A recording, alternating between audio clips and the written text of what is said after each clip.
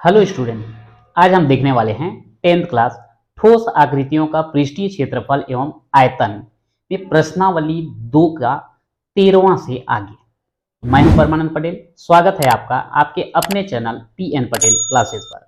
तो आइए देखते हैं प्रश्न क्रमांक 13। एक तांबे के छड़ का व्यास 1 मीटर और लंबाई 8 मीटर है, जिसे पिघलाकर 18 मीटर पतला तार खींचा गया है। तार की मोटाई ज्ञात कीजिए।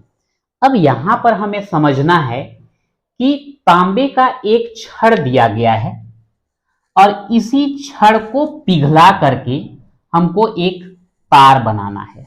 ठीक है, तो हम ये समझ लेते हैं कि जो छड़ है वो छड़ का आकृति जो है कैसा होता है।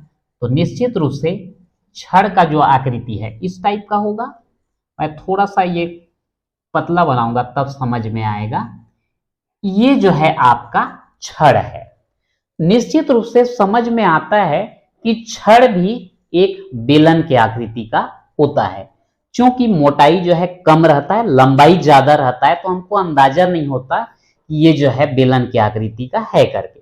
पर वास्तव में छड़ जो है एक प्रकार के बेलन की आकृति होता है, जिसका व्यास कितना बोला गया है 1 मीटर। व्यास मतलब ये यहां से यहां तक का, ये कहलाएगा इसका व्यास। कितना है 1 मीटर। मैं छोटा लिख रहा हूं, शायद दिखाई ना दे लेकिन समझ में आ जाएगा। तो ये 1 मीटर जो है इसका व्यास है और लंबाई कितना है, यहां से यहां तक का लंबाई है 8 मीटर। अब इसी को यदि हम बेलन के रूप में देखें तो ये ऐसा खड़ा करेंगे इसको, तो ये जो लंबाई बोला गया है वास्तव में वो क्या बनेगा, ऊंचाई। और ये जो व्यास है उसका आधा कर देंगे तो बेलन के आधार का त्रिज्या मिल जाता है। अब इसी को पिघला करके हम क्या बनाना चाह रहे हैं, तार बनाना चाह रहे हैं। तो तार भी क्या होता है, ये भी एक बेलन की आकृति ही होता है, लेकिन तार जो है छड़ की अपेक्षा और पतला होता है, मतलब त्रिज्या उसका कम होता है। तो ये पिघला करके क्या किया गया है, 18 मीटर पतला तार खींचा गया। ये जो 8 मीटर था उसको खींच करके हम क्या करने वाले हैं, 18 मीटर बनाने वाले हैं।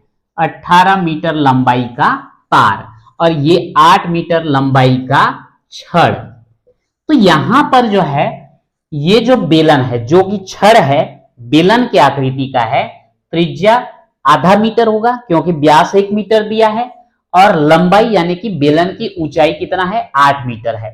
इसी को पिघला करके आपको तार बनाना है, जिसका लंबाई जो है 8 मीटर से कितना हो जाएगा, 18 मीटर हो जाएगा। इस कंडीशन में हमको तार की मोटाई ज्ञात करना है। अब यहां तार की मोटाई ज्ञात करना मतलब सीधा सीधा जो है ये हमको ज्ञात करना है, मतलब व्यास। तो हम ये बोल सकते हैं चूंकि छड़ को पिघला करके हम तार बना रहे हैं, तो यहां पे छड़ का जितना आयतन होगा यहां पे तार का भी उतना ही आयतन होगा। मतलब हमको दोनों का आयतन जो है ज्ञात करना पड़ेगा और दोनों को आपस में बराबर करना होगा, जिससे जो है हमको क्या मिलेगा, तार का त्रिज्या मिल जाएगा। और तार का त्रिज्या मिल गया, जैसे कि त्रिज्या बोलने से मान लो ये तार का जो है एक साइड कोई भी सिरा का ले लेते हैं। अब इसका त्रिज्या अगर हमको मिल जाए r, तो इसका 2 गुना कर देंगे तो मिल जाएगा व्यास, और यही व्यास उसका क्या कहलाएगा, मोटाई कहलाएगा। तो पहले हम तार का त्रिज्या ज्ञात करेंगे, 2 गुना करके व्यास ज्ञात कर लेंगे, और वही व्यास जो है क्या कहलाएगा, तार की मोटाई। तो आइए अब यहां पर जो है हम सबसे पहले जो है छड़ का जो है आयतन ज्ञात कर लेते हैं। तो यहां पर मैं लिख देता हूं बेलनाकार छड़ का व्यास।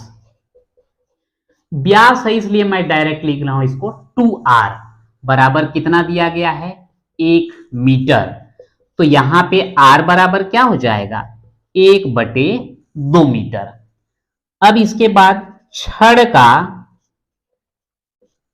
लंबाई यानी कि यही जो है वास्तव में बेलन का क्या बनने वाला है, ऊंचाई।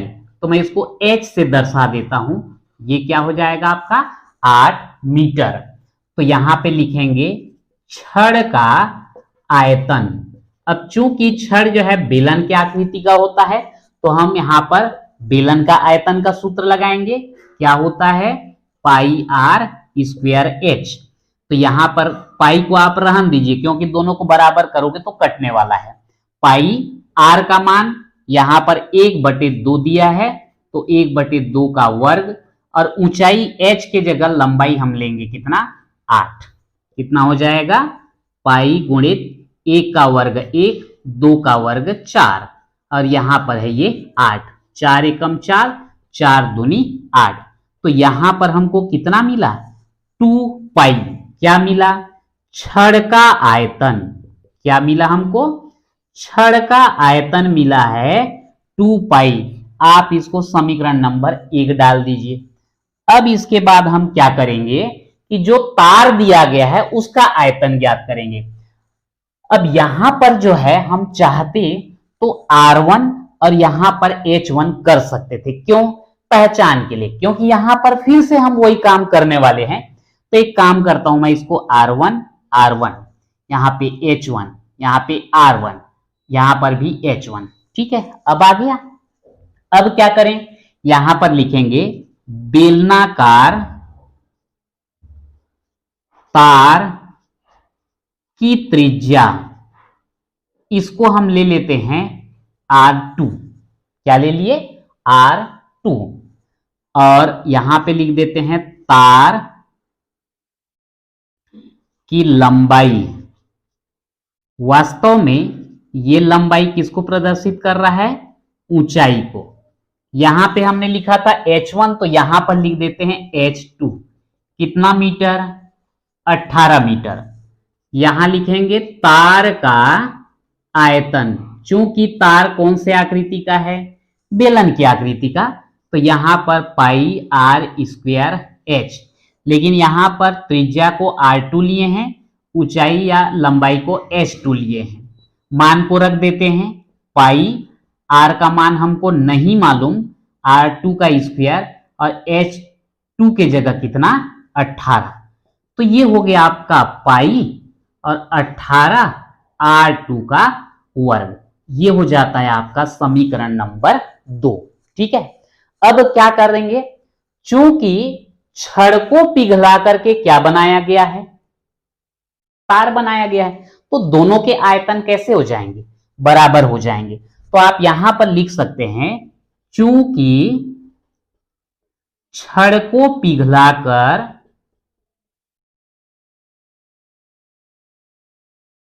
तार बनाया गया है,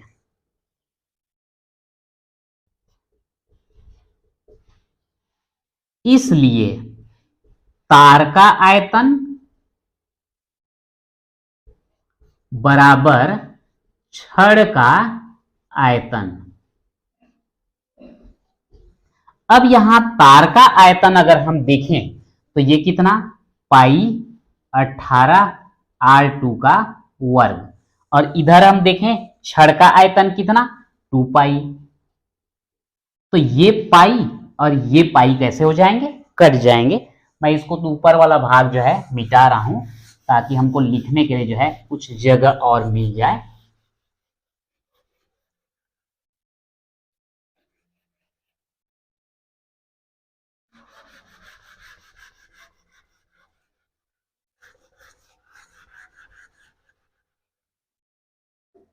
तो यहां पर R2 स्क्वायर को रहन देते हैं, 18 को उधर जो है पक्षांतर कर देते हैं।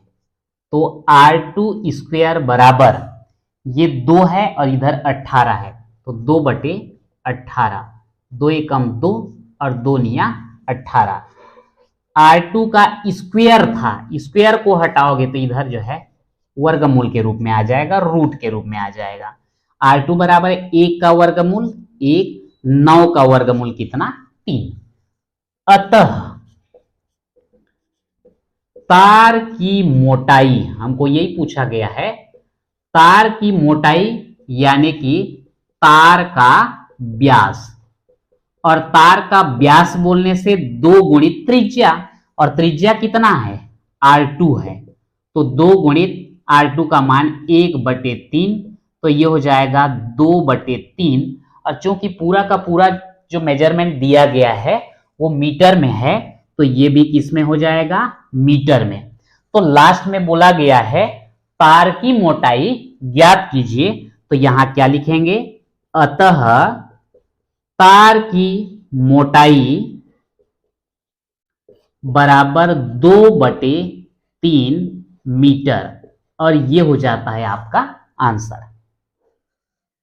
7 मीटर व्यास का एक कुआं 20 मीटर गहरा खोदा गया। 7 मीटर व्यास का एक कुआं 20 मीटर गहरा जो है खोदा गया है। निश्चित रूप से अगर हम कुएं को देखेंगे तो कुआं कौन से आकृति का होगा, बेलनाकार, और उसमें निकली मिट्टी से 22 मीटर गुणित 10 मीटर एक प्लेटफार्म बनाया गया है। इस प्लेटफार्म की ऊंचाई ज्ञात कीजिए। अब देखते हैं कि अगर हम एक कुआं देखेंगे तो वो किस टाइप का होगा। कुआं ऐसा रहेगा, ये तो ये जो कुआं हमको दिख रहा है ये कौन से आकृति का है, बेलन की आकृति का। इसका व्यास कितना दिया गया है, व्यास है 7 मीटर, यानी कि त्रिज्या का दुगुना 7 मीटर। और कुआं गहरा कितना है, ये है आपका 20 मीटर।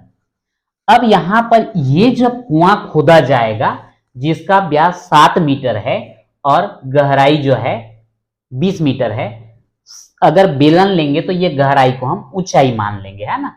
तो इसमें से जितना भी मिट्टी निकलेगा वो इसका क्या कहलाएगा, आयतन कहलाएगा। और उसी मिट्टी से जो है 22 मीटर गुणित 14 मीटर का एक प्लेटफार्म बनाया जा रहा है। ऐसा प्लेटफार्म जिसका लंबाई 22 मीटर, चौड़ाई 14 मीटर है। इस प्लेटफार्म की ऊंचाई ज्ञात कीजिए। तो लंबाई, चौड़ाई, ऊंचाई तीनों प्राप्त हो रहा है, मतलब निश्चित रूप से प्लेटफार्म कौन सा बन रहा है, प्लेटफार्म जो बन रहा है उसका आकृति जो है एक घनाभ की आकृति होगा, ये ऐसा, ठीक है।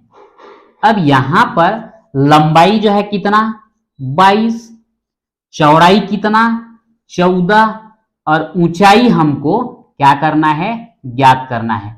तो ऊंचाई को अपन क्या लिख लेते हैं, h लिख लेते हैं। तो ये इसी मिट्टी से जो है ये प्लेटफॉर्म बनाया जा रहा है। तो ये जो कुआं का आयतन यानी कि बेलन का आयतन और ये घनाभ का आयतन दोनों आपस में कैसे हो जाएंगे, बराबर हो जाएंगे। तो आइए देखते हैं। 7 मीटर व्यास का एक कुआं बोला जा रहा है, तो यहां पर हम लिख लेंगे बेलनाकार कुआं का व्यास, और व्यास मतलब हम लिख सकते हैं 2r इक्वल कितना हो जाएगा, 7 मीटर, ठीक है। अब 2r बराबर 7 है तो r बराबर कितना हो जाएगा, 7/2 मीटर। ये हो गया त्रिज्या। कुआं की गहराई वास्तव में बेलन के रूप में लेंगे तो उसको हम लोग क्या लिखते, ऊंचाई। तो h बराबर ये कितना है, 20 मीटर। बेलनाकार कुआं का आयतन, अब बेलनाकार है इसलिए आयतन क्या होगा, पाई r स्क्वायर h। मान को रख दीजिए, ये हो जाएगा पाई का 22/7, r का मान कितना, 7/2, r का वर्ग है तो ये भी वर्ग हो जाएगा, और h कितना, 20 हो जाएगा। कटा देते हैं, जितना भी कट जाए, 22/7 गुणित 7/2 गुणित 7/2 गुणित 20। तो ये 7 एकम और ये 7 एकम, ये तो कट गया। 2 एकम और 2 दाहम ये भी कट गया। 2 एकम और 2 पंचे ये भी कट गया। कितना आया, 22 गुणित यहां पर है 7 गुणित 5, गुणा कर दीजिए।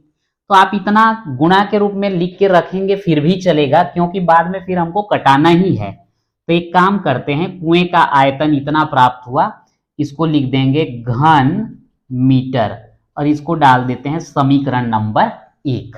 ठीक, ये तो हो गया आपका ये कुएं से जितना मिट्टी निकल रहा है उसका आयतन। अब हमको क्या चाहिए, घनाभ का आयतन चाहिए। तो अब घनाभ का आयतन प्राप्त कर लेते हैं। तो मैं यहां पर जो है इसको मिटा रहा हूं, है ना।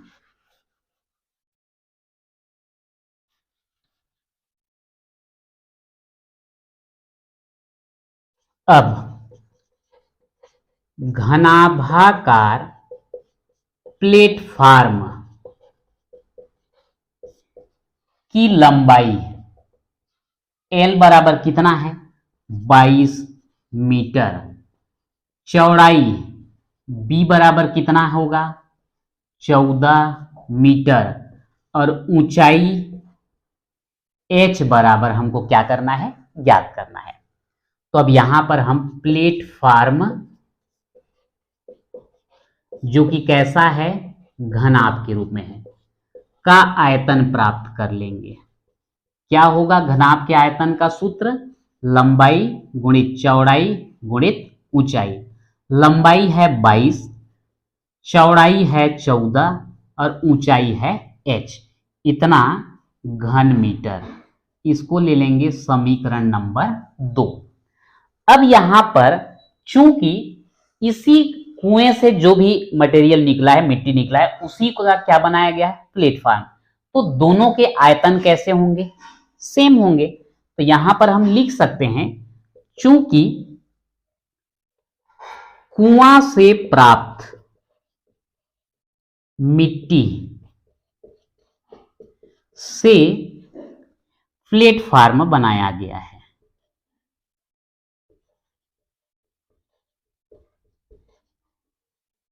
इसलिए प्लेटफॉर्म का आयतन बराबर कुआं का आयतन, दोनों को बराबर कर दीजिए। तो प्लेटफॉर्म का आयतन के लिए हम क्या यहां पर लिए हैं, 22 गुणित 14 गुणित h। कुआं का आयतन कितना, 22 गुणित 7 गुणित 5। अब यहां पर जो है शायद नीचे जो है न दिखे, इसलिए मैं इसको ऊपर का कुछ पोर्शन जो है मिटा देता हूं।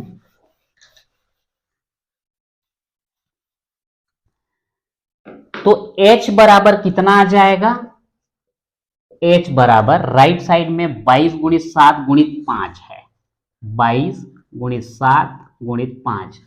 और इधर जो है 22 और 14 h के साथ गुणा है, दूसरे साइड जाके भाग हो जाएंगे। तो 22 गुणित 14, तो ये 22 से कम 22 से कम, 7 एकम 7 दूनी। तो h बराबर कितना बचा, 5/2। 5 को अगर 2 से भाग दे दें तो ये आता है 2.5, और ये किस में आएगा, मीटर में। तो लिख देंगे, बोला गया है प्लेटफॉर्म की ऊंचाई ज्ञात कीजिए। तो यहां हो जाएगा, अतः प्लेटफॉर्म की ऊंचाई बराबर 2.5 मीटर, और ये हो जाता है आपका आंसर। क्वेश्चन नंबर 15 देखते हैं। एक घनाभ जिसकी भुजाएं 5.5 सेंटीमीटर, 10 सेंटीमीटर और 3.5 सेंटीमीटर है, को पिघलाकर 1.75 सेंटीमीटर व्यास तथा 2 सेंटीमीटर मोटाई के कितने सिक्के बनाए जा सकते हैं। यहां पर भी वही है, घनाभ को पिघला करके क्या बनाया जा रहा है, सिक्का। तो यहां पर कितने सिक्के बनेंगे ये हमको पता करना है। तो इस क्वेश्चन को मैं यहाँ पे हल करके रखा हूं, आपको मैं स्टेप बाय स्टेप समझा रहा हूं कि किस टाइप का होगा। यह है आपका एक घनाभ जिसका लंबाई है 5.5 सेंटीमीटर, चौड़ाई है 10 सेंटीमीटर और ऊंचाई है 3.5 सेंटीमीटर। इस घनाभ को पिघला करके सिक्का बनाना है और सिक्के को एक दूसरे के ऊपर ऐसा रखेंगे तो ये कौन से आकृति में आ जाएगा, बेलन। और उस सिक्के को जितना हम यहाँ पर ये किए हैं एक दूसरे के ऊपर जमाए हैं और बेलन प्राप्त हो रहा है, तो उसका व्यास है 1.7 सेंटीमीटर और उसका हाइट यानी कि ऊंचाई कितना हो जाता है, 2 सेंटीमीटर। तो ऐसे कितने सिक्के हम बना सकते हैं कि उसका हाइट कितना मिल जाए हमको, 2 सेंटीमीटर। चूंकि घनाभ को पिघलाकर सिक्का बनाया गया है तो हम घनाभ का आयतन ज्ञात करेंगे और सिक्के का आयतन ज्ञात करेंगे। तो आइए देखते हैं, यहाँ पर घनाभ की लंबाई है 5.5, चौड़ाई है 10 और ऊंचाई है 3.5। तो घनाभ का आयतन अगर हम निकालेंगे तो L गुणित B गुणित H, मान रखने पर यह आता है 192.5 घन सेंटीमीटर। अब जो है एक सिक्का अगर हम लेते हैं तो सिक्का का आकृति कौन सा है, बेलन। उसका व्यास दिया गया है 1.75 सेंटीमीटर। तो व्यास यानी कि त्रिज्या का दुगुना, तो 2r इक्वल लिख दिए 1.75। r बराबर हो जाएगा 2 का इधर भाग, तो 1.75/2। अगर हम इस दशमलव को हटाएंगे तो यहाँ पे हर में हमको 2 जीरो लगाना पड़ेगा, तो ये हो जाता है 175/200। ये हो गया सिक्का का त्रिज्या। सिक्के की मोटाई यानी कि ऊंचाई h बराबर कितना है, 2 सेंटीमीटर। तो सिक्का का आयतन चूंकि वो बेलन के आकृति का है, पाई आर स्क्वायर एच मान रख दिए 22/7, आर के जगह में 175/200 का वर्ग गुणित ऊंचाई h की जगह 2। अब यहाँ पर जो है ये सिक्का बना करके एक दूसरे के ऊपर रख के हम जो बेलन प्राप्त किए हैं, तो यहाँ पर कितने सिक्के लेना पड़ रहा है, मान लो n सिक्के।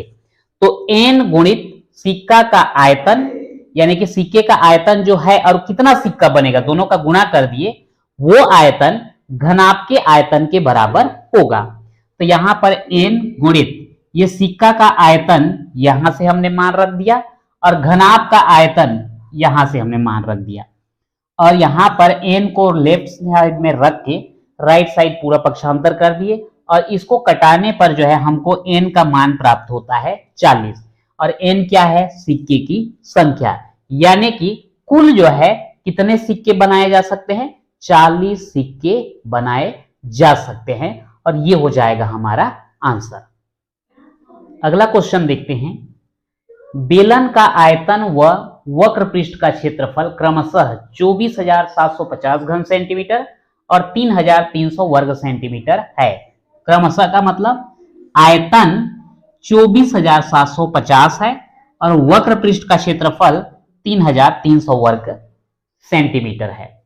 तो यहाँ पे बेलन के आधार की त्रिज्या यानी कि r और उसकी ऊंचाई यानी कि h हमको ज्ञात करना है। तो यहाँ पर मैं लिखा हूं, माना बेलन के आधार की त्रिज्या r व ऊंचाई h है, तो बेलन का आयतन हमको दिया गया है 24,750 और बेलन के आयतन के लिए सूत्र होता है पाई आर स्क्वायर h बराबर 24,750। समीकरण 1 हो गया। तथा वक्र पृष्ठ का क्षेत्रफल, बेलन के वक्र पृष्ठ का क्षेत्रफल कितना होता है, मान हमको दे दिया गया है 3,300 और इसका सूत्र क्या होता है 2 पाई आर एच।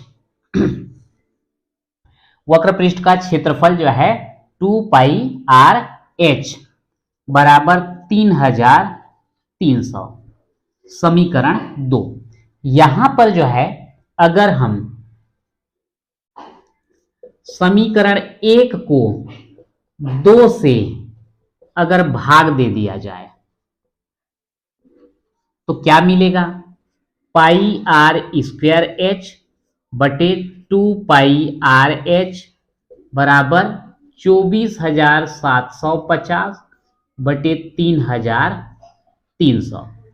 एच एच कटेगा, पाई पाई कटेगा, एक आर कटेगा, तो यहां से आर बराबर बोलने से 2 उधर जाएगा, 24,750 गुणित 2 बटे 3,300।